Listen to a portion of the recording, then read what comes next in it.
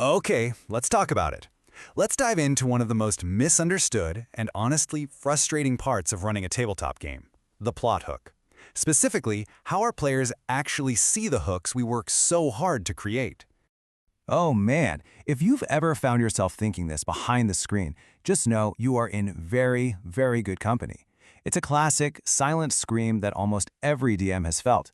Or maybe it's this feeling, that pit in your stomach, when a key story beat, something you were so excited about, just seems to, well, land with a thud. Total silence from the group. And this one's a classic, right? But here's the thing. This isn't a sign that you're a bad DM. And it definitely doesn't mean your players are bad players. It's not that your story is broken. It all boils down to one simple thing: perspective. See, the core of this whole issue, the reason for all that frustration, lies in this fundamental gap between how we, as the dungeon master, see the world and how our players actually experience it, moment by moment. Think about it. As DMs, we have this bird's eye view, right? We're floating above the map, we know which NPC is secretly the villain, which rumor is true, which door leads to the treasure. But our players, they're on the ground. They're inside the world. And from down there, every NPC, every strange rumor, every suspicious-looking door, it all has the same initial weight. They don't have the cheat sheet that we do. And that leads to this incredibly crucial insight. When everything feels important, then nothing truly feels important. So when your players ignore your obvious hook, they're not being difficult, they're just making the best possible choice they can with the incomplete information they have. They're navigating a fog, and they have no idea which light is the lighthouse. So now that we get this whole perspective thing, let's really dig into the why. Let's break down the 3 most common pitfalls that cause even our best hooks to get completely lost in all that noise. First up, and this is a big one, your hook isn't presented in a vacuum. It's competing with everything else bouncing around in your players' heads. You've got their own personal character goals, their backstories, that really strange NPC they got obsessed with 2 sessions ago, that door that just looked a little too suspicious. Your hook is just one more signal in a very, very noisy room.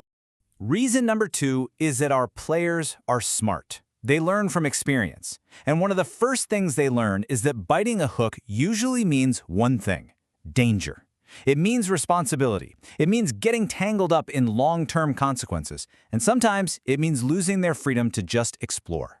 So sometimes ignoring a hook isn't confusion. It's just plain old caution. And this right here brilliantly lays out the third reason. We often frame our hooks from our logical, plot-focused point of view. We think this is important because it advances the story. But players don't experience the plot. They experience motivation, emotion, and things that connect directly to their character's identity. If a hook just feels like abstract plot stuff, it's going to feel completely irrelevant to them. Now this leads us directly to what I think is the single most important mindset shift you can make when you're designing your hooks. Honestly, this is a total game changer. Here's the trap we all fall into. We think hooks are about giving our players information. They are not. We deliver these neat little facts and exposition dumps, thinking we're giving them a compelling reason to act. You know, you hear a rumor about a cursed ruin, or the mayor tells you about missing villagers. Those aren't really hooks. They're just data points. So instead of just telling players that something is happening, you have to make them experience it. The difference is absolutely huge. The mayor tells you villagers are missing. That's a fact, easily forgotten. But what if a frantic mother grabs your character's sleeve on the street, begging you not to leave town like the others did, like her son did? See, one is a piece of data. The other is an emotional gut punch that is so much harder to just walk away from. And that right there, that is the key takeaway. A real hook isn't a piece of data on a spreadsheet. It's an experience that provokes a genuine feeling. Okay, so that's the big idea. But how do we actually put this into practice at the table? Let's walk through a simple, super actionable framework to make this happen. First things first, we have to get over this fear of railroading. A good hook isn't about forcing a choice. It's about framing a meaningful one.